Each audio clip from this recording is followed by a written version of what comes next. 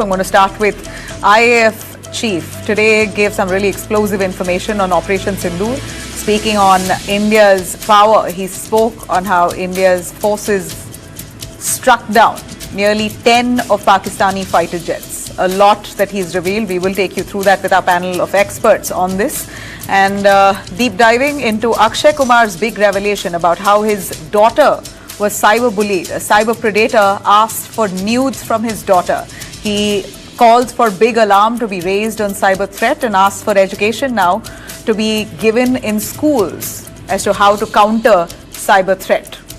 Now, also Karur Stampede in our top story day tonight, Tamil Nadu's Karur Stampede. We're looking at the Madras High Court pulling up the government in Tamil Nadu to DMK's failure to ensure protection while almost letting off Vijay in the case. A lot more, as always, I start with the headlines.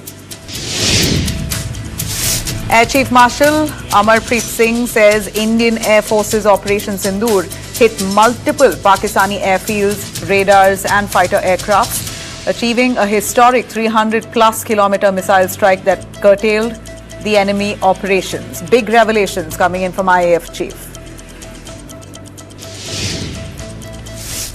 India says Pakistan must be held accountable for horrific human rights violations against civilians in Pakistan-occupied Kashmir, citing brutalities during recent protests.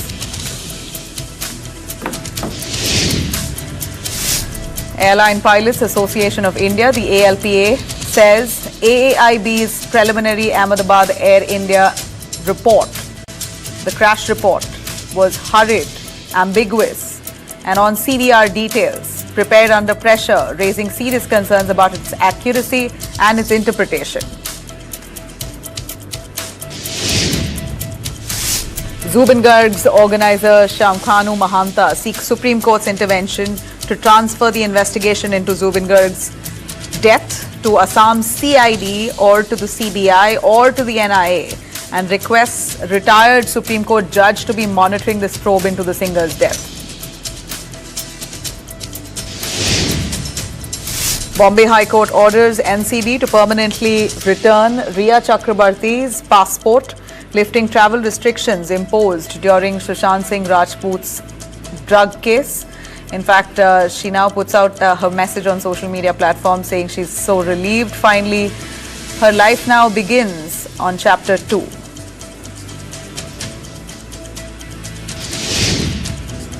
Delhi court sends self-styled godman Swami Chaitanyananda's Saraswati to 14 days judicial custody in molestation and sexual harassment case. Police add charges of threatening students to give false evidence. Karnataka government urges moviegoers to preserve tickets as High Court directs multiplexes to maintain full sales records. Excess fare to be refunded if the 200 ticket cap ruling is upheld.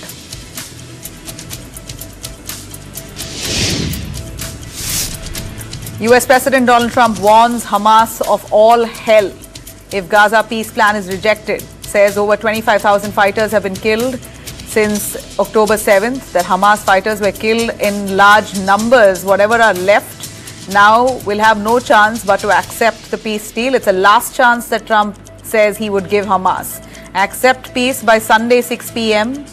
If not, all hell will break loose. Trump's warning to Hamas. Pakistan, meanwhile, says Trump's 20-point Gaza plan is not theirs, distancing Islamabad from Trump's peace plan agenda. Pakistan Foreign Minister Ishaq Dar clarifies the agenda was issued by Trump and not the 8 Islamic nations. Contribution की उन्होंने भरपूर engagement की और ये जो मामला जो वहां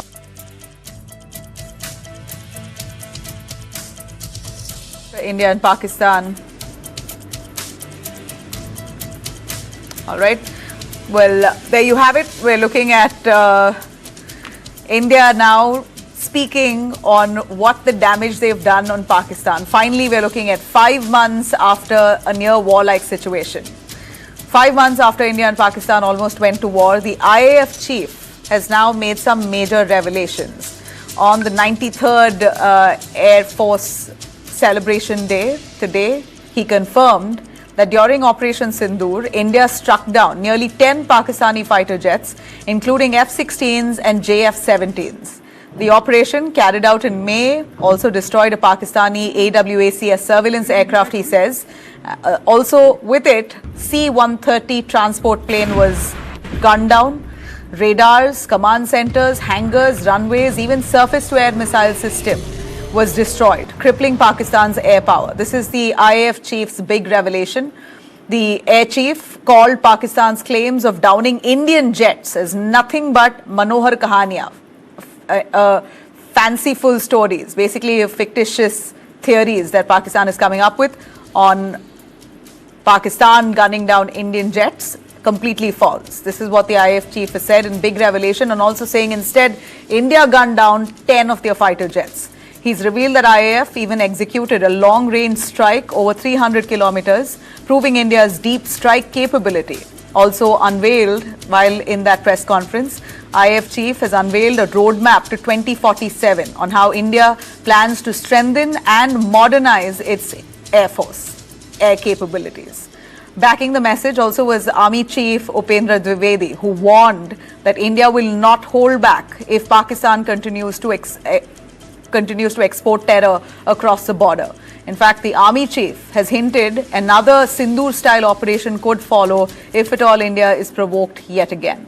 The IAF chief concluded today by saying that Pakistan was so threatened, the terror groups particularly were so threatened, that many of them have actually moved their hideouts deep inside Pakistan. They've shifted bases into various parts of Pakistan, deep inside, away from the border area, so that they could thrive. And they now have smaller setups instead of big setups because they're scared of India and its capability. Wherever they are, India has the capability to hit and strike with precision. Words of the IAF chief. Very strong words and big revelations coming to fore there. Let me bring in our panelists. Air Commander Dr. Ashminder Singh Bahal, who's a defense and strategy expert. Thank you very much, sir. We also have Major General Sudhakarji, also a defense and strategic expert. Thanks both of you for joining us. Let me start with Air Commander Ashminder Singh. Your take on IAF chief's big revelations. It's come a little too late, do you think? Did it have to be said on the 93rd Air Force Day celebrations? Could we not have had, we were waiting to hear something like this much earlier. Of course, they may have had their own compulsions, but big revelations by the IAF chief that 10 fighter jets of Pakistan were gunned down. If we had this information earlier, it would have given us some kind of solace. Nabila, first of all, thank you for calling me to your show, which is seen so well by everybody. And secondly, and very importantly, now the IAF chief is known to be a frank and forthright officer. It's such a refreshing change when most of the senior military leaders today are more political than military. And when we look at him with awe, that he says it with courage, and he says it with conviction, and he says it in such language that is easily understood without using any colloquial forms like, we will make them really worried and all that, or maybe even stronger language than that. He never uses that. Now, most importantly, he did come up in the first week of August when he laid out the longest kill by S-400 at 300 kilometers range, which is one of the longest surface-to-air range kill ever in the history of AWACS aircraft or a SIGINT aircraft which was shot down. Now, he did mention at that time that 5 aircraft fighters plus 1 AWACS, that is Airborne Early Warning and Control, which is basically a radar which is mounted on an aircraft and which looks deep inside the enemy territory and gives you a command and control facility. So he had mentioned at that time also, but more importantly, today he came out and said that JF-17s and F-16s in the air were shot down. And secondly, he also mentioned that 4 to 5 F-16s were shot on ground when the hangar was attacked. He didn't mention the place, but I might as well tell you the place, Jacobabad.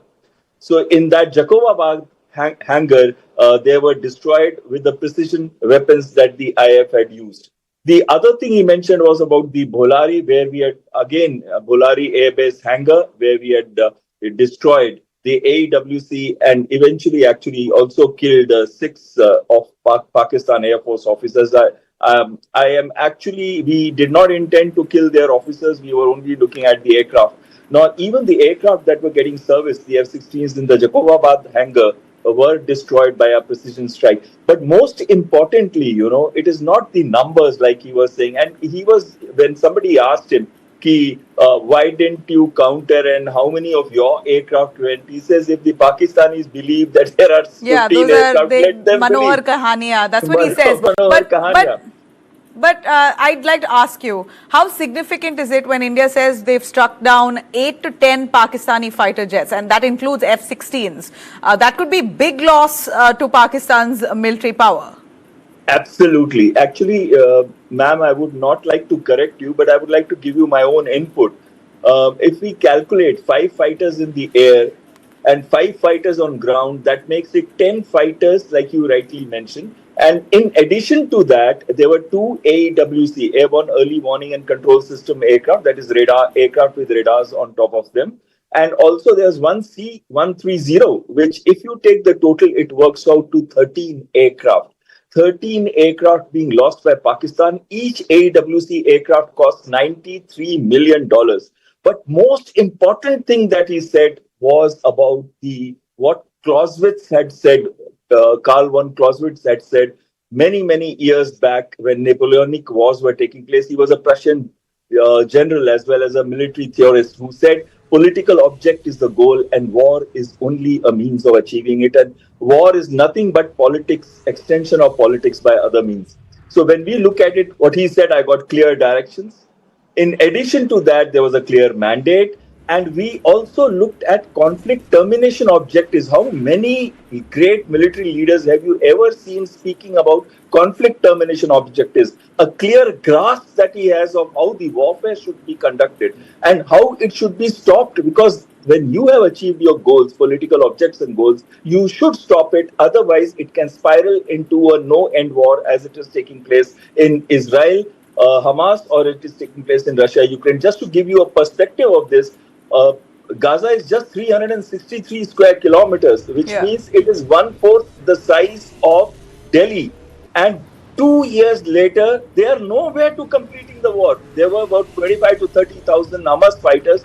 Today also there are around 25,000 Hamas fighters. They may have killed some, but still large numbers exist and more have started joining them.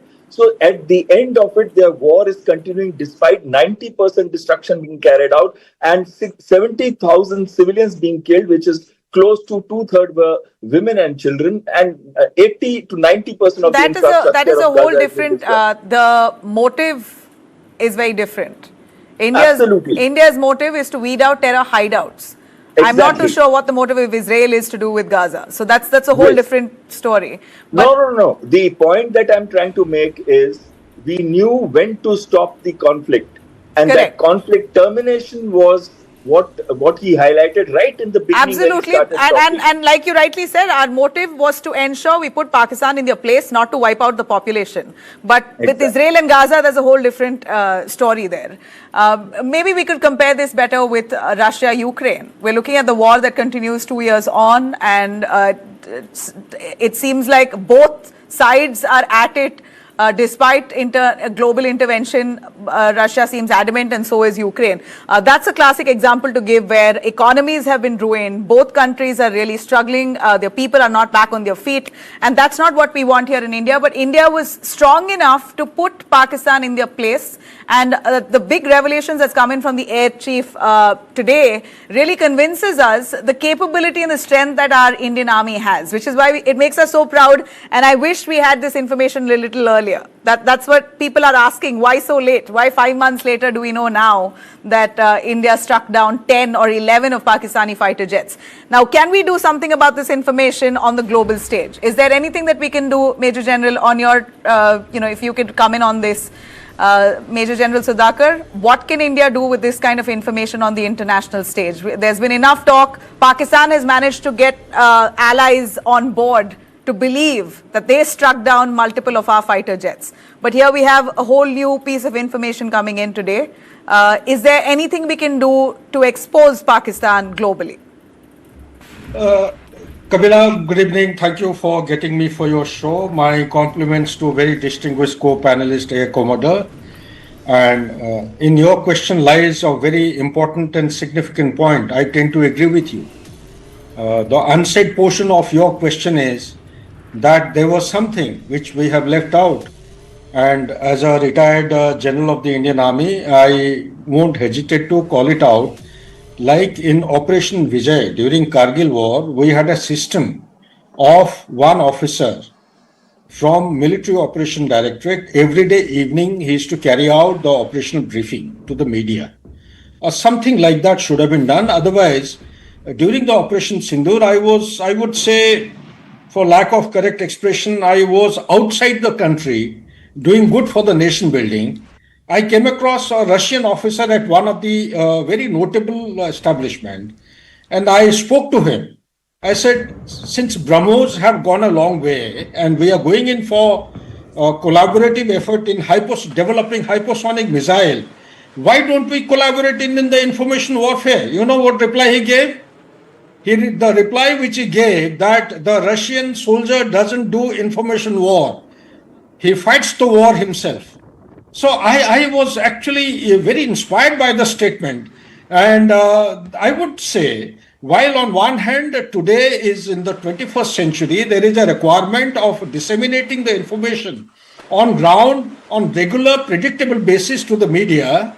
And the information war has got a cutting edge. It has got a cutting edge advantage by the adversary. If you don't win a physical war, information war can actually give very distinctive advantage as it gave to Pakistan in the initial part. But fact of the matter is, the philosophy that Indian Armed Forces is believing is we have gravitated away from the strategic restraint. Way back in 2008, if you recall, after the Taj Hotel was hit, our Indian Air Force chief had offered that give him a chance. He would like to knock off all the terrorist camps. But for some reason at national level, we are discouraged. So that will not contest. But what I'm trying to say, from strategic restraint in 2008, we have gravitated towards a paradigm of I would say, reciprocal risk. This reciprocal risk means the courage to take, the capability to take a reciprocal risk at the cost of danger or at the cost of loss of your assets and loss to the lives of the soldiers. So that has come about. This you can actually adopt only if you have domination on the escalatory matrix. That means what the Air Commodore was saying, entry into the battle and exit from battle should be so designed, should be so calibrated that it should be in our pocket, in our hand. That is what the Indian Army has achieved. While other countries are fighting a very extended warfare, our country decided to go in at a particular moment. It decided a cutting-edge decision. That is what it's called as exit from the battle is very, very important in any kind of warfare. But having said that, we must also highlight, Kavila, you will bear me out. Nabila, sir, I think you've got my name wrong. Nabila, okay, I stand corrected. I'm sorry. No problem. Oh, somebody has given me Kavila. I stand corrected. Okay. I have many iterations of my name, so it's fine. You're anyway, I'm sorry for that. No worries, sir. So, Nabila, I hope I'm spelling your name right. Yes, you are. Yes. So what I'm trying to say is that there is also a departure from the strategy of deterrent of denial. Earlier, we used to do a thing, but we retain the deniability. Hindustan ne nahi kiya hai. That things like, unknown gun army, which is going away, killing that gangster and all. We don't know who's killing. Who this unknown gunman? Or some kind of operation. Who is it? That what do you know, sir? I don't know. But people ask me, who's this man? I said, whoever it may be, he's doing a good thing for the national interest of India. And I think he should go on. But the fact that I'm trying to highlight is... So the question is he backed by India? Not at all. India does not have a doctrine or a philosophy of this kind. We don't believe in covert operation or But we're speaking of new India now. Obviously, time has come. We need to actually, that is what I'm saying. Now we have migrated from the doctrine of the deterrence of deniability to deterrence of punishment. Before we carried out Operation Sindoor, we called up Pakistan, we told them, we are hitting your targets.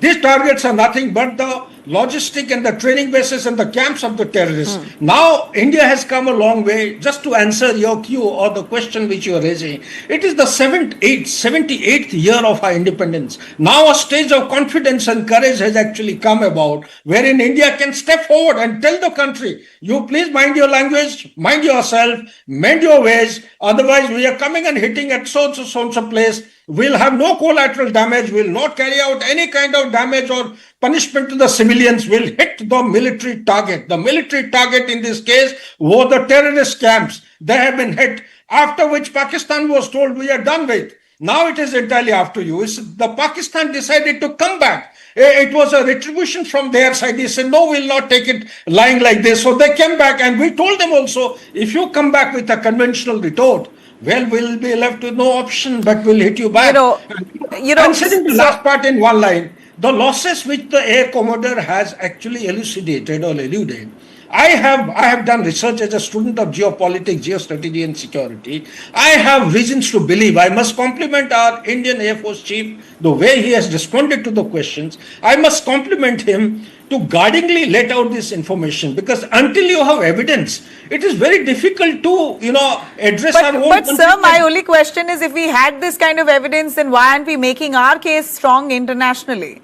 You have Pakistan going to town saying that, and look what they did with the Asia Cup match. You had their players showing signs of 6-0, that they've gunned down Indian aircrafts and whatnot. So this kind of information that came in from the IAF chief today would have been very helpful had it come a little earlier. India would have felt a lot more sure and confident. Not that we doubt our armed forces, but this is precise information, and it's very important for Indian citizens to know about. At least it's come better late than never. We now know at least. But Air Commodore, if you can give me a sense on how India can strengthen its case internationally with this piece of information given today by IAF chief.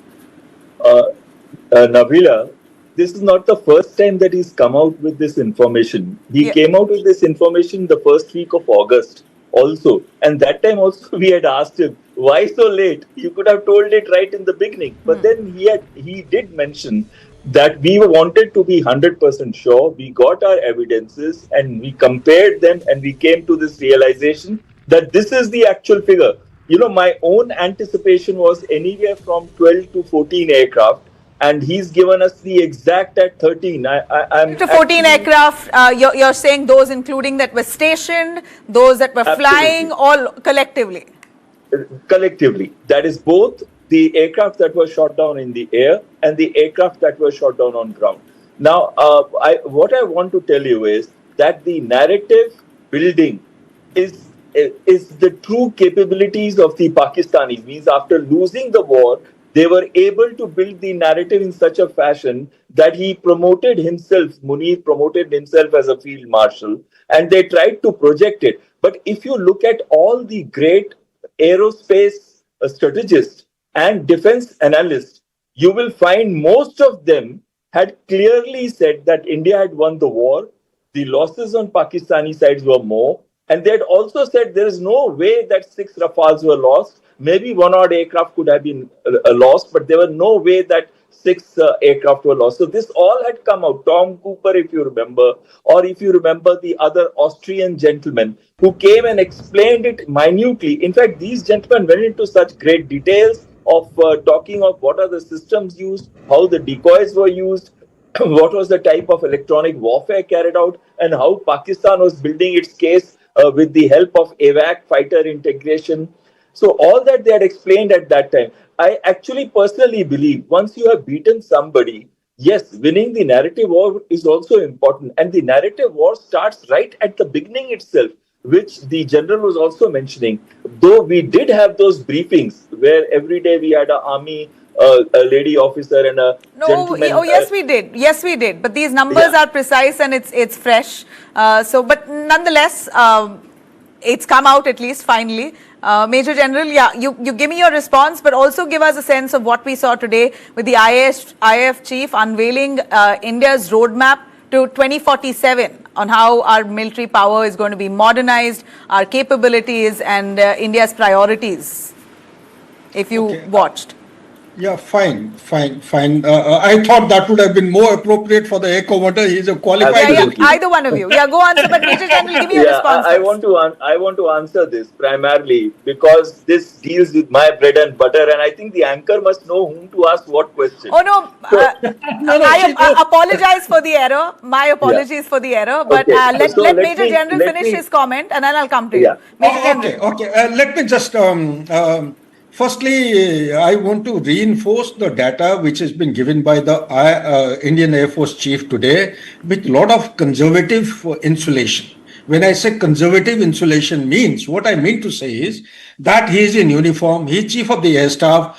Obviously, more than the outside media and the people in the world, it is your own countrymen who look at you, started looking at armed forces with questions in their mind and eyes.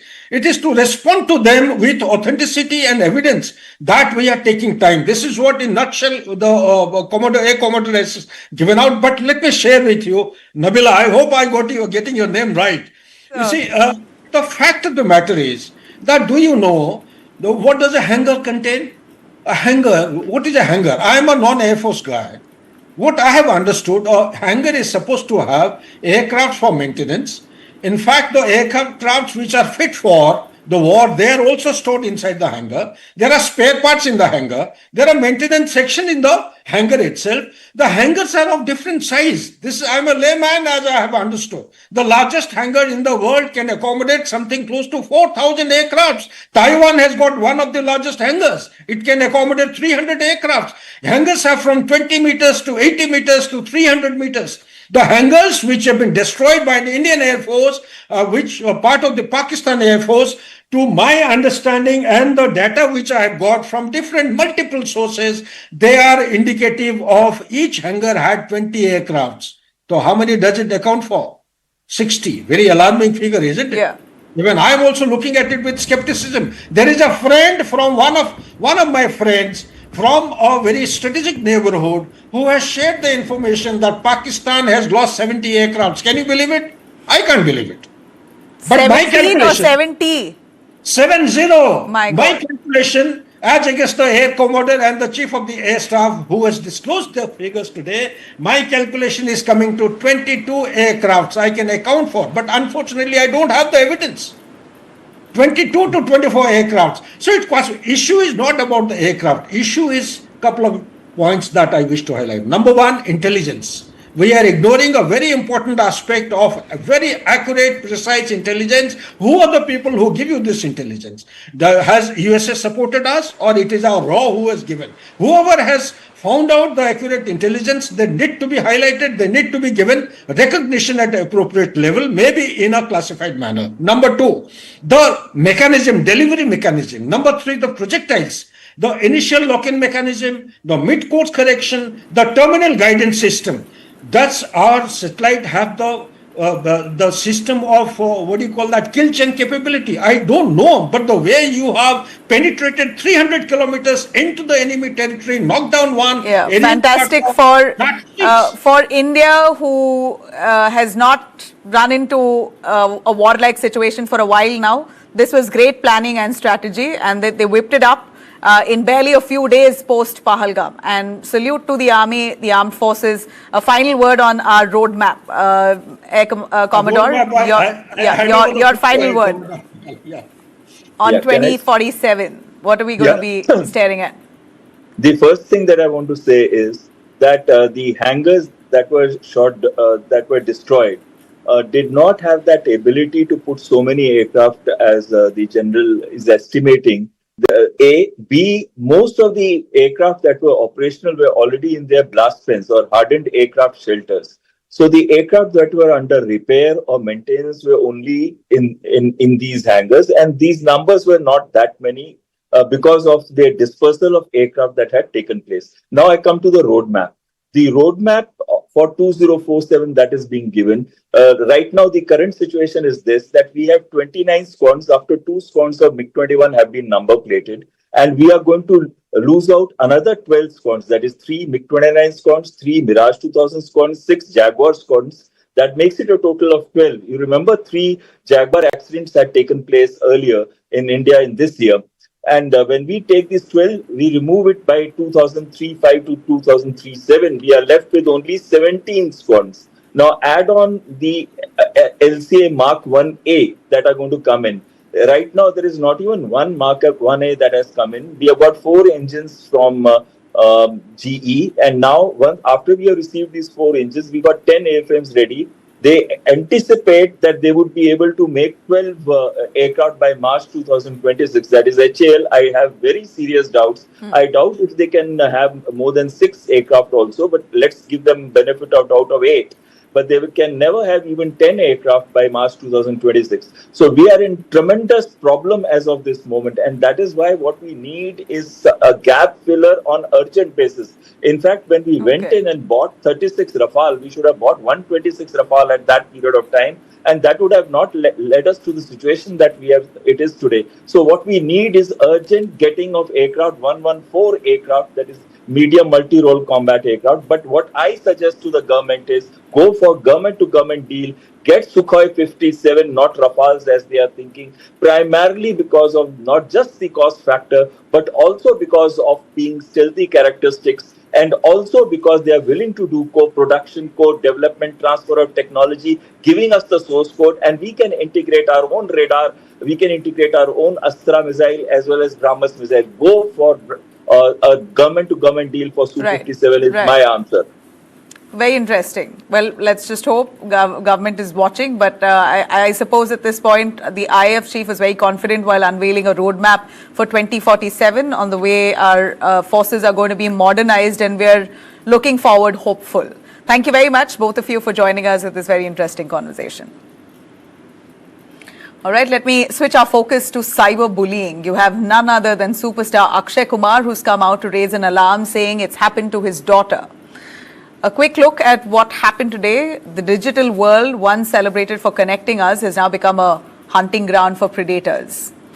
The digital world, where you have online predators using gaming apps, social media, chat apps to exploit children, to harass, bully, verbally abuse, in fact, sexual harassment verbally, all of that happens, all behind fake profiles. And here you have none other than superstar Akshay Kumar, who's come out to speak about a chilling incident that happened with his own daughter. He says his 13-year-old daughter, while playing an online game, was befriended by a stranger.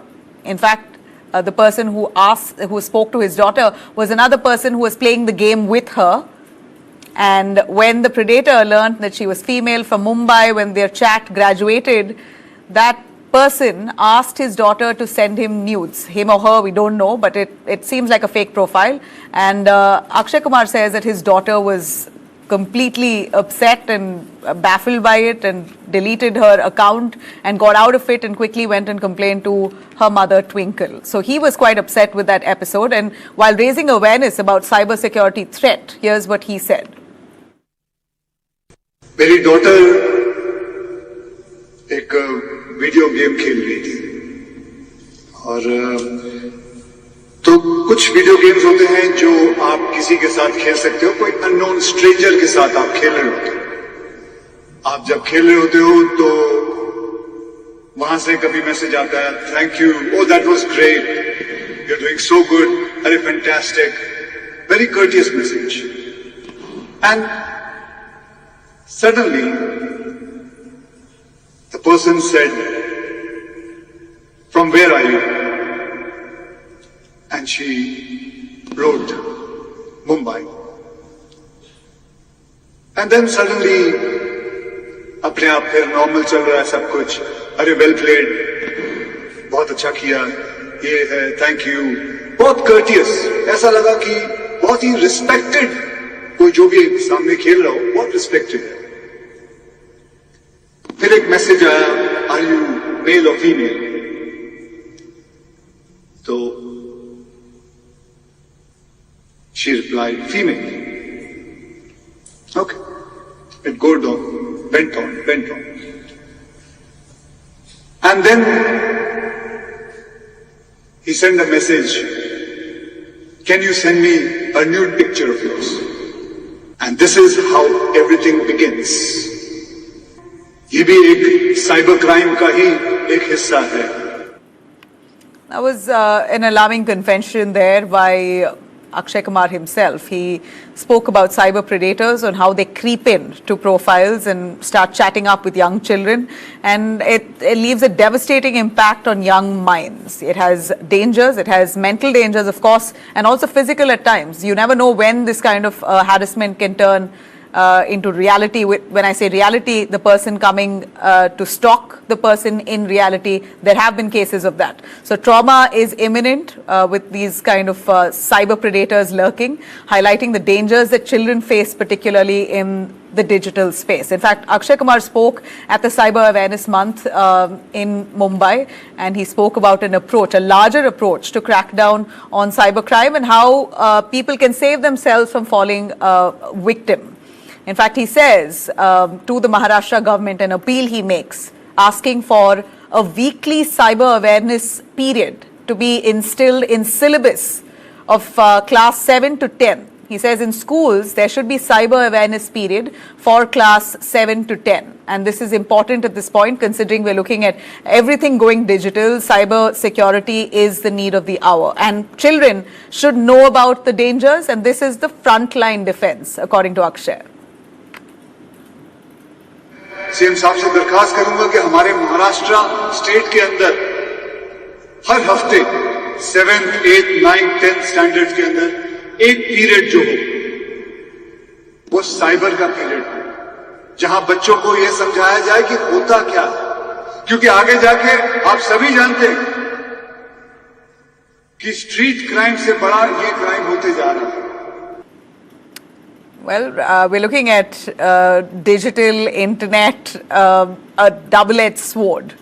On one hand, you want your children to know how to use the internet, how to adapt to it, because in the fast-paced world, they need to know how to use the internet. They need to know how to use and be active on digital platforms. But yet at the same time, the risks are so bad, it's so dangerous that the impact on the children can be as severe. So where's the thin line? What's the line that we've got to toe as parents, as educators, as governments? Joining us for a little more is Pawan Duggal, cybersecurity expert and advocate with the Supreme Court. We also have Shankar Arora, parent and an active PSA member. Thanks both of you. Pawan Duggal, your quick take on cybersecurity threat.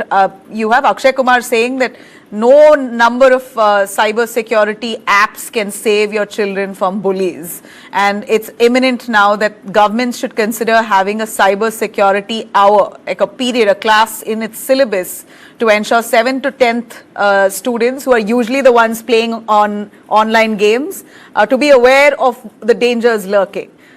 Give us your sense on whether this could be the best frontline defense and what are the other layers to be aware of.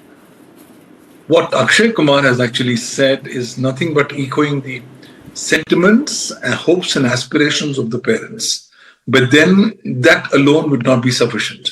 For the last 10 years, I've been telling the government, it's time that you start inculcating cyber security and cyber law as a part of the school curriculum from the first standard onwards. Today in India, we have started giving devices to children at very young ages.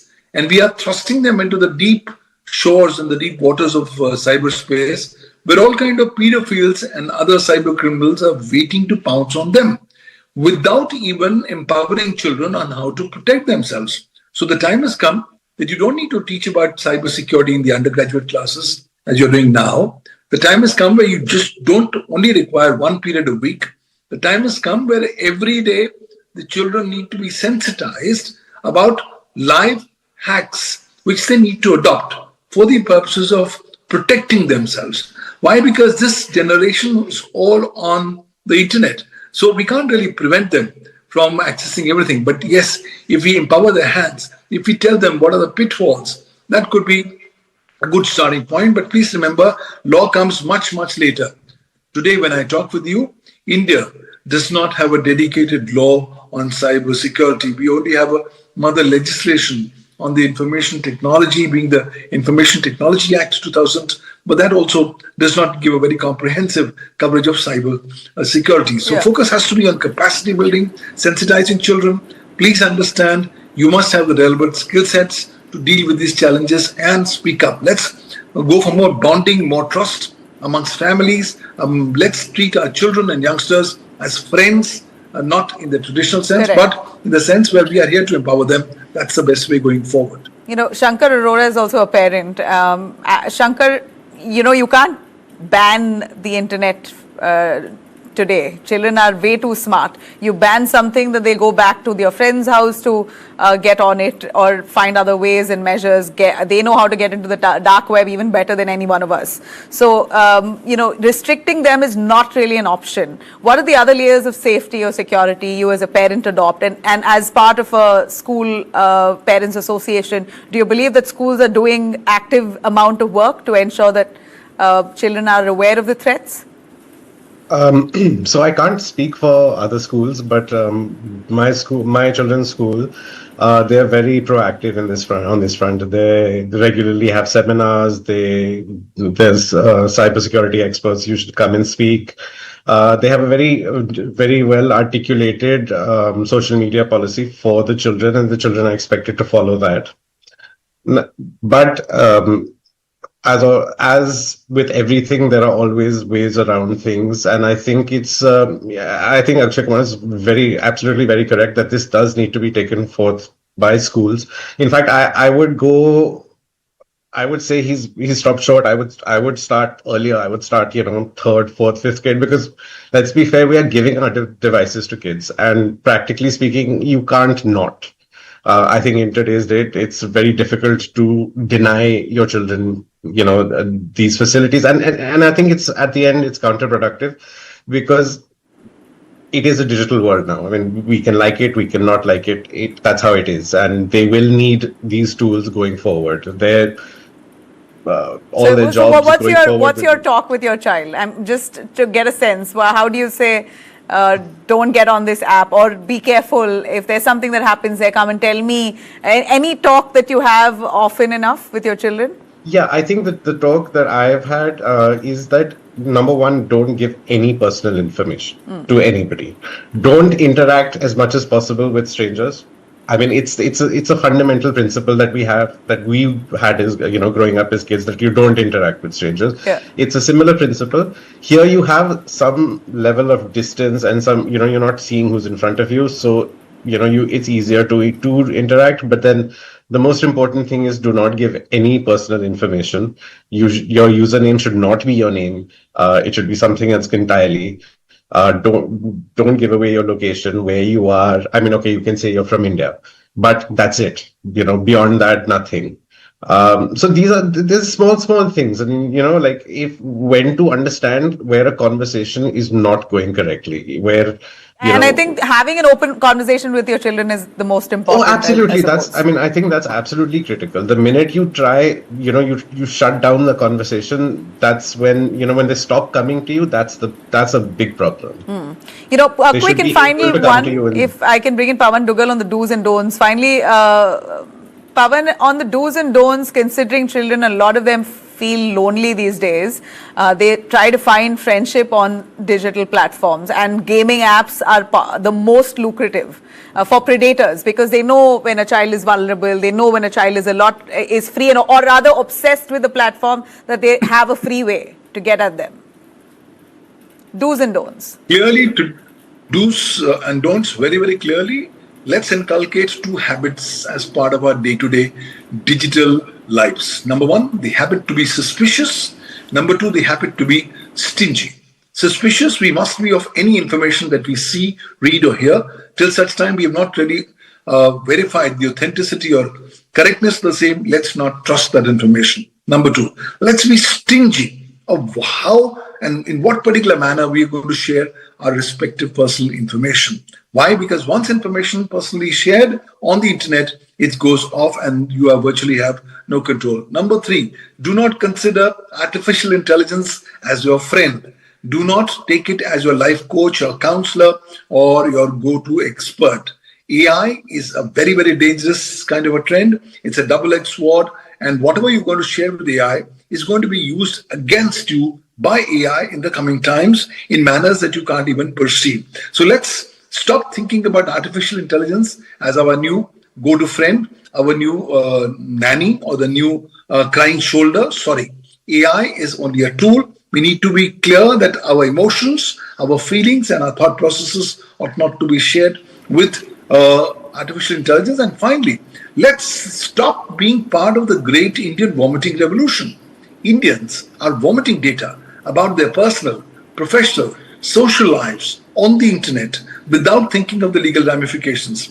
Let's pause for a minute. Let's have the 10-second rule before making any decision online. Just Right. close your eyes and seek a period of 10 seconds as a period of introspection. What am I doing? Is it going to help me? Will it harm me? If it's going to harm you, please don't do it.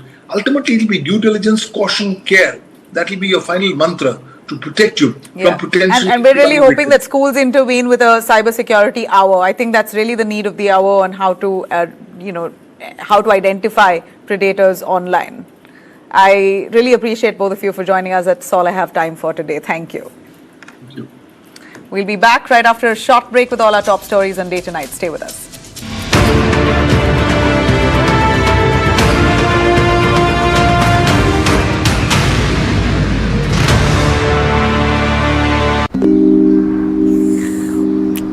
View मस्त है और चाय भी बुरी नहीं है। नए घर में चाय के मजे कहाँ लोगे? ये खूबसूरत चिंता आप करिए। होम लोन की चिंता हम संभाल लेंगे with attractive interest rates and instant sanction.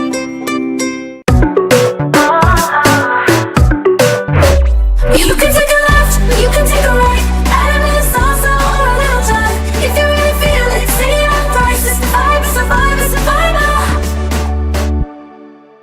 This is my temple, this is my mental peace sanctuary. The one thing. The ultimate biking experience is incomplete without Servo 40 Extra from Indian Oil.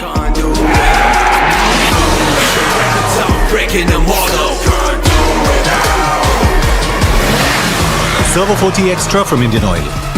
Can't do without it. Breaking news. Major disruption is expected this week. Yes, disruption confirmed. That's me. Relax, no scams, just my brand new show, News Caustic with Cyrus.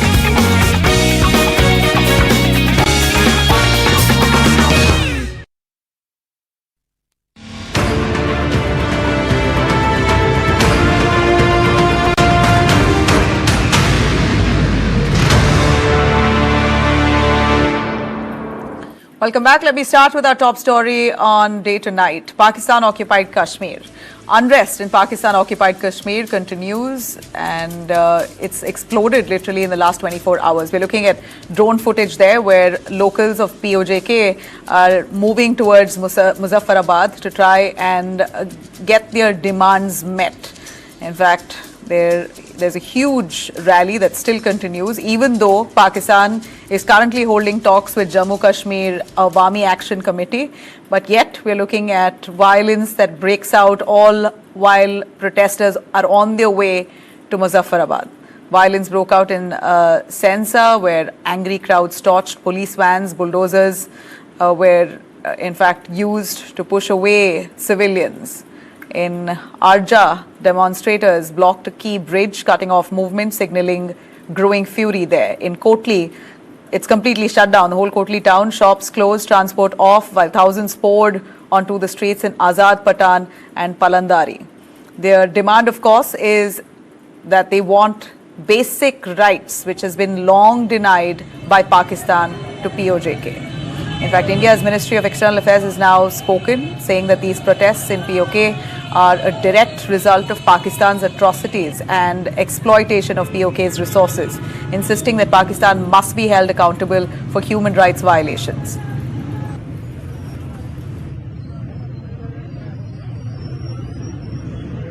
We have seen reports on protests in several areas of Pakistan-occupied Jammu and Kashmir, including brutalities by Pakistani forces on innocent civilians.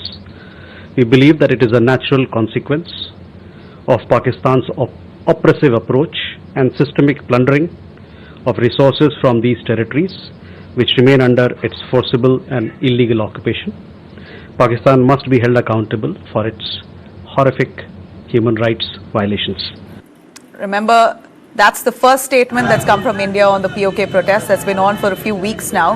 In fact, for the last 4 days particularly, internet and phone services in POK have been suspended by Pakistan. In London, we see young activists there holding a strike in solidarity outside the Pakistan High Commission, demanding restoration of communications. We know that nearly 12 locals have been killed in police firing in POK because they've come out in protest. This is 5th consecutive day that protests are on, and it's only intensifying. Locals say that they've been denied fundamental rights for 70 years. In fact, so many locals, 12 of them who were killed, funeral was held there with locals there attending the funeral. In the last 24 hours, tense situation prevailing in Pakistan-occupied Kashmir. Now, locals there demand that they want representation in the assembly adequately, they want fair use of resources, and they want accountability for the police killings that have happened. Tensions remain high as anger of the people there continues to boil. People confronting the Pakistan's military clampdown, and this is drawing both local and international attention now on the crisis, with POK believing very strongly that they are being ill-treated and deliberately marginalized, and resources are being taken from them, but they're not being given their basic rights. All right, in a major development in India's IT sector, Tata Consultancy Services, TCS, has been in the news for quite some time now. They've confirmed to lay off nearly 12,000 employees, that's roughly 2%. But there are rumors that 80,000 employees have been let off, though TCS says these are false rumors. But nonetheless, there's a lot of talk about the severance package. Reports on social media suggest a wide variation in severance package that's been given. Some employees reportedly received 18 months pay, others received only 3 months pay, and some allegedly received no compensation at all. TCS has dismissed these claims, though, stating that the numbers circulating online are inaccurate and this is deliberately done to create a picture of panic, etc., and that due care has been taken and severance has been paid as per individual circumstances. TCS clarifies. Now, adding to the controversy is the nascent Information Technology Employees Senate, the NITES in Pune. The Pune employees body, who's written to Maharashtra Chief Minister Devendra Fadnavis, alleging that 2,500 staff members of TCS in Pune were coerced to resign, and that TCS violated the Industrial Disputes Act of 1947, and they demand the Maharashtra government to take strict action against TCS. TCS has rejected these claims, reiterating that only a limited number of employees were affected as part of a skills alignment or realignment initiative. Industry experts, though, point to automation, generative AI as a key factor behind restructuring. We know that many companies are doing the same, trying to make their forces leaner. But severance package, the way they're sent out, all of that does matter. Have they been given adequate time or a notice before they're sent out? What's the process they're adopting to send out these employees? That's all now questionable. And this is exactly why protests are currently underway by many associations across India, blaming IT companies of being absolutely insensitive towards their employees who worked with them for how many ever long years. Some of them were let off for 5 years, some let off after 30 years. So, see, employees feeling slighted. Now, of course, experts advising the only way to deal with this situation is to embrace AI, artificial intelligence, and tools, technology at the earliest if you want to hold your job longer. All right, and a very tragic story now coming in from Madhya Pradesh. Cough syrup leading to the deaths of nearly 9 children. That's what's suspected. The death toll now has risen in Madhya Pradesh. 3 more children have died in the last 2 days. And that takes the toll to 9. And this is all to do with contaminated cough syrup. This is what we hear. Sources have told News 9 that there is no immediate ban on these cough syrups, though. And that cough syrup, namely, is Coldriff and Dextro. Now, both these cough syrups are still in circulation, but nonetheless, the doctors at this point have recalled the latest batch. Now, government has also not yet given a clean chit to these medicines in question. So, there's been a little confusion. Nonetheless, in Madhya Pradesh, we hear that nearly 1,400 children are being very keenly observed. Those children with any kind of flu symptoms, they're observed, they're being treated at hospitals, and if anything goes, if the situation worsens, then they're moved to district hospitals. From civil hospital to district hospital, monitoring is strong in Madhya Pradesh, but there's no clarity on whether these cough syrups are fully banned yet or not. Now, that said, in Rajasthan, there was also talk around 2 children dying in Bharatpur and Sikar over government-supplied contaminated cough syrup. But government of Rajasthan says that's not true. They've ordered an inquiry and the affected cough syrup batch has been withdrawn from circulation. But it's not true that the government has supplied it. This is what Rajasthan says. But this is, of course, leading to a lot of questions and worries now across Madhya Pradesh and Rajasthan. Remember, in Tamil Nadu has banned cold riff cough syrup and frozen all stock at the Kanchipuram plant. In fact, all these cough syrups that were also supplied abroad, many countries have already raised a red flag saying this has affected children. Many parts of Africa, complaints have come in, and US has also banned certain companies in India supplying these contaminated generics. So the Union Health Ministry now has launched a multi-agency probe on these cough syrups after testing suggested that some of these cough syrups contain toxic diethylene glycol, which can cause severe kidney damage. This is a substance that's used in paint and thinners and whatnot, very harsh on the body, and that actually acts as a sweetening agent in this cough syrup. And unfortunately, it's prescribed by the doctors themselves. So we hear that the governments across have now given a direction to doctors also to be careful and for families not to access these cough syrups. These batches have been withdrawn for now. Now, Tamil Nadu's Karur tragedy. We're looking at the Tamil Nadu Madurai bench of the Madras High Court, making strong observations, holding the state government, DMK, responsible for failing to ensure safety while the Karur rally happened. The court has directed now an SIT probe to be headed by IPS officer Asra Garg while wrapping the TVK cadre for fleeing the scene. Remember, the court has not approved a CBI probe but has asked for a SIT to continue while also asking for better protocols for public rallies to be implemented. So DMK has assured that they will not give permission to just anybody, and only public rallies will only be held in earmarked designated areas. The court also noted if people were affected while attending the event, who really forced them to go? And well, here you have DMK responding saying permission was granted in a specified spot, but henceforth it will not be granted without following proper procedure. So DMK was really wrapped by the court, and also now they've promised to set proper guidelines. No party shall be allowed to hold rallies on any highways or just about anywhere else. Opposition parties did demand a CBI probe. AIADMK and TVK alleged conspiracy by the DMK to try and tarnish Vijay's name. BJP also supported this demand, but the Madras High Court emphasized that the investigation into Karur stampede is already underway through the SIT and cautioned against turning the court into a political arena. So an SIT it is that will continue for now. All right, now Bollywood's Bachchan family is back in the spotlight, this time again over a legal fight to protect their personality rights. Abhishek Bachchan and Aishwarya Rai Bachchan have filed a lawsuit against YouTube and its parent company Google, demanding 4 crores in damages. The move comes after alleged AI-generated deepfake videos of the couple surfaced online. One YouTube channel, AI Bollywood Ishq, reportedly hosted over 259 manipulated videos, drawing more than 16.5 million views. Among the most widely circulated clips, one that allegedly shows Aishwarya with Salman Khan in a swimming pool and another portraying Abhishek in fabricated scenarios, including kissing scenes, reactions to doctored videos of his wife, etc. So in their petition, the couple has warned that such content could be used to train AI models, multiplying the risk of infringement across platforms. So Abhishek and Aishwarya has decided now to sue YouTube itself. This lawsuit comes just weeks after the Delhi High Court issued an order safeguarding the Bachchans' personality rights. Well, we've got to see whether AI would respond and how.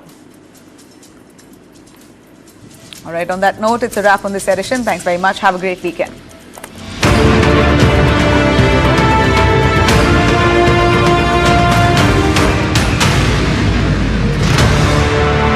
Alakazam fish disappear. Moonlight.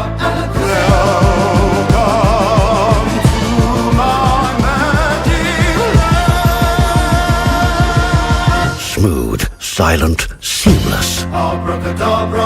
Sliding systems from headache.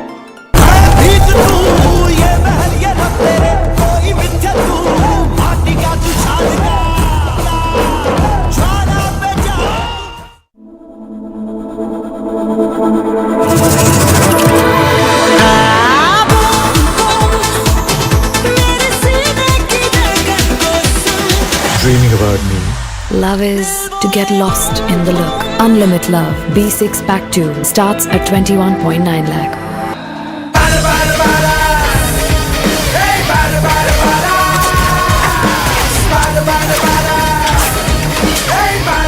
हम यहाँ जान पे खेल रहे, तू phone पे खेल रहा है? अरे पापा की गाड़ी का इंश्योरेंस रिन्यू कर रहा हूँ, टाइम पे नहीं करा तो वो जान ले लेंगे मेरी। बड़े शौकीन पापा है, इतनी बड़ी गाड़ी। तो एको से कराना। क्यों? क्योंकि जितनी बड़ी गाड़ी एको पर उतना ज्यादा फायदा। नहीं फटा अब फटी। कार का action hero echo. What if they laugh at you? Why would